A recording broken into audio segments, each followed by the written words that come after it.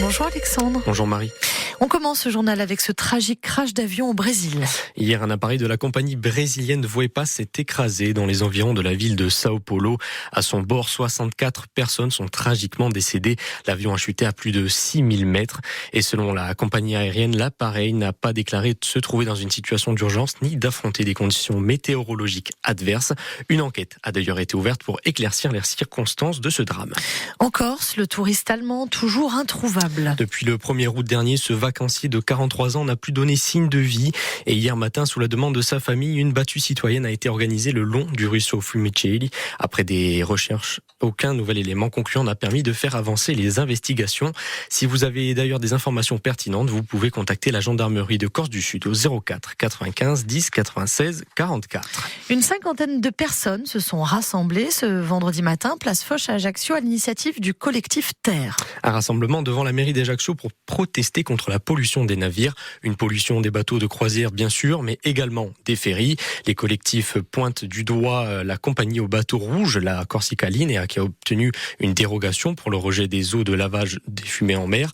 Cette action pourtant interdite depuis le 1er janvier 2022 dans la bande des 3000 nautiques est donc autorisée en Corse. Une catastrophe pour Muriel Ségon, dit d'autant que la mer Méditerranée est déjà en très mauvais état. C'est ce qu'elle a dit à Marion Galland. La Méditerranée, c'est la mer qui est la plus polluée au monde. L'eau met 100 ans à se renouveler en moyenne. Et elle est polluée par du vanadium, du cadmium, du zinc, du cuivre, enfin toutes les saletés qui sortent, surtout par les fumées des bateaux. C'est la mer qui est le plus fréquentée, où il y a une fréquentation maritime incroyable. Elle regroupe plus de 25% de tout le trafic mondial. C'est énorme, hein. Donc effectivement, si on n'y prend pas garde, elle va mourir. Elle est en train de mourir. On est en train de la perdre. On a des températures phénoménales actuellement. Tout le monde s'en rend compte, tout le monde le sait. Mais l'OMI a cédé devant les armateurs et devant les pétroliers. Ces lobbies ont réussi à obtenir une dérogation pour utiliser des scrubbers. C'est-à-dire que ces messieurs, pour de sombres économies inacceptables, vont continuer à utiliser du carburant qui est un déchet du pétrole. Et ils vont laver les fumées et rejeter l'eau dans la mer. C'est inacceptable. Baignade interdite ce week-end et même jusqu'à mercredi à l'Arénée et à Figadiol. Et on vous en parlait dans la précédente édition, la mairie de Bastia a pris un arrêté ce jeudi après un risque de pollution lié à des travaux sur le réseau d'assainissement d'Aqua Publica. Un vrai manque à gagner pour les commerces aux alentours. Des analyses doivent d'ailleurs être réalisées ce lundi. La canicule ne nous quitte plus depuis près de 15 jours. Jusqu'à 28 degrés dès le matin, 35 dans l'après-midi, sans parler des ressentis. Et ça n'est pas plus facile à vivre pour les animaux.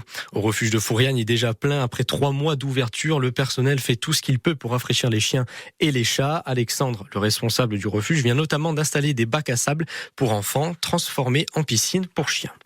Manzo, c'est un chien portugais et il est âgé de 8 ans. C'est vraiment un gros nounours. Il est très très gentil, hyper câlin, il est hyper sociable avec les autres chiens, il tire pas spécialement en balade, c'est vraiment une pépite. Et pourtant, typiquement, c'est le genre de chien qui a moins l'attention des visiteurs potentiels adoptants. C'est ça, déjà par son âge, et ça reste quand même un gros gabarit, mais bon après lui, il n'a pas besoin non plus des balades de 20 km. Il a 8 ans justement, et il pourrait convenir à des familles, à des personnes âgées, à des jeunes, il est joueur comme vous pouvez voir. Il a vraiment tout pour plaire, mais c'est vrai que quand les gens ils arrivent, c'est pas celui qui va attirer l'œil. Et d'ailleurs, la Corse est à nouveau en vigilance canicule pour ce week-end. Des températures élevées au-delà de 30 degrés en journée et 20 degrés la nuit. Il est donc indispensable de s'hydrater, d'éviter les efforts intenses et surtout aux heures les plus chaudes entre 11h et 16h.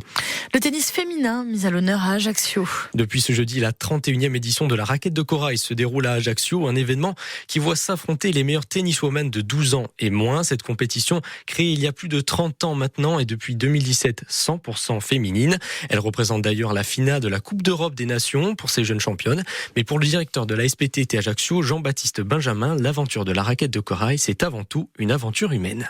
C'est surtout sur le plan humain et relationnel avec des clubs ou des personnes.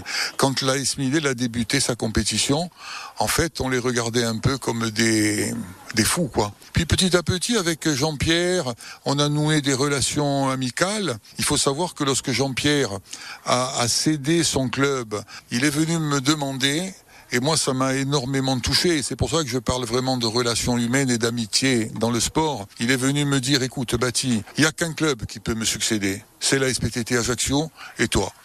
Et évidemment, ça nous touche énormément.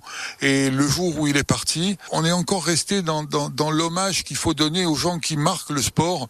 On a dit, le trophée de la meilleure joueuse, ça sera le trophée Jean-Pierre Stéphanie. Voilà un peu moi ce qui me paraît important au travers de cette manifestation, c'est ce qu'on a vécu en commun avec des gens qui marquent le sport en Corse. Propos recueillis par Jean-Philippe Thibaudot. Coup dur pour le marathonien Morad Abdouni. Touché au mollet droit lors de son dernier entraînement, l'originaire de Porto Vecchio a déclaré forfait pour l'épreuve de marathon. L'athlète insulaire, seul représentant Corse aux Jeux Olympiques, passe donc le flambeau à son coéquipier Hassan Chadi. L'épreuve de marathon qui vient de débuter avec ses 42 km à parcourir pour les marathoniens.